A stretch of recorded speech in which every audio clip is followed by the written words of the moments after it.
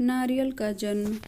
पुराने समय में कार निकोबार के एल्कामेरो में दो मित्र रहते थे। एक का नाम असोंगी और दूसरे का एनालो था। दोनों एक दूसरे को बहुत प्यार करते थे। वे साथ साथ काम करते, जो कुछ कमाते उससे साथ साथ खाते और दुख सुख में साथ रहते। दोनों पूरे दिन काम में लगे रहते थे। कार निकोबार में एक बार सूखा पड़ा। हालांकि निकोबार चारों ओर समुद्र से घिरा था, लेकिन पूरे साल पानी की एक बूंद भी नहीं बरसी थी। सारे कुएं सूख गए थे। मनुष्य, जानवर, पक्षी बिना पानी के मर रहे थे। असोंगी एक अच्छा जादूगर था। उसके गांव वाले ही नहीं, दूर दूर से लोग भी उसका जादू देखने को आते थे। एक दिन दोनों दोस्त घास काटने को गए।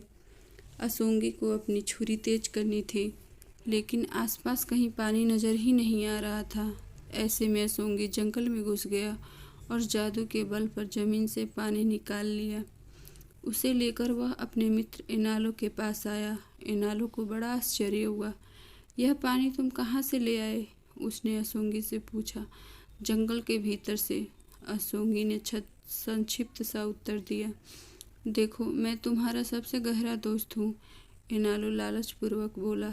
मुझे भी यह जादू सिखाओ ना। एनालो, मेरे दोस्त, मुझे तुम्हारी दोस्ती पर कोई शक नहीं है, असोंगी ने सपाट आवाज में बोलना शुरू किया। लेकिन मेरे गुरुजी का कहना था कि हर विद्या हर आदमी को नहीं सिखाई जा सकती। यह बात सुनकर एनालो को गुस्सा आ गया और उसने गुस्से में असोंगी का सिर काट दिया।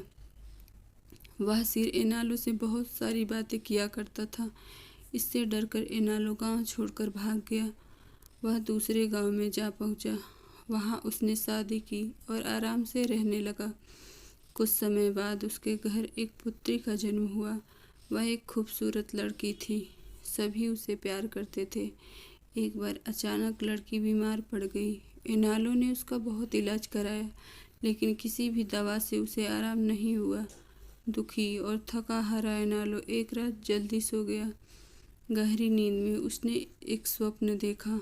स्वप्न में उसके दोस्त असोंगी के कटे हुए सिर ने उससे यह कहा, इस सिर को जमीन में दबा दो, उससे एक पेड़ उगेगा। जब उस पर फल आ जाएं, तब उस फल को तोड़ना। उस फल को काटने पर उसके भीतर पानी निकलेगा। वह पानी अपनी बेटी को पिलाओ, वह ठीक हो जाएगी। एनालो की नींद टूट गई।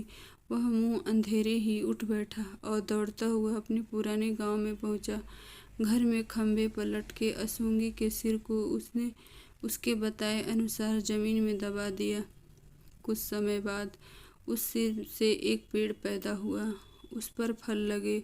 एनालो ने फलों के बीज से काटा और पानी निकालकर बेटी को पिलाया। कुछ ही दिनों में लड़की बिल्कुल चंगी हो गई। एनालो उसे स्वस्थ देखकर बहुत खुश हुआ। उसे दुख हुआ कि उसने असोंगी जैसे भला चाहने वाले मित्र के साथ घात किया। निकोबार के लोग आज भी नारियल को असोंगी के सिर से पैदा हुआ फल मानते हैं।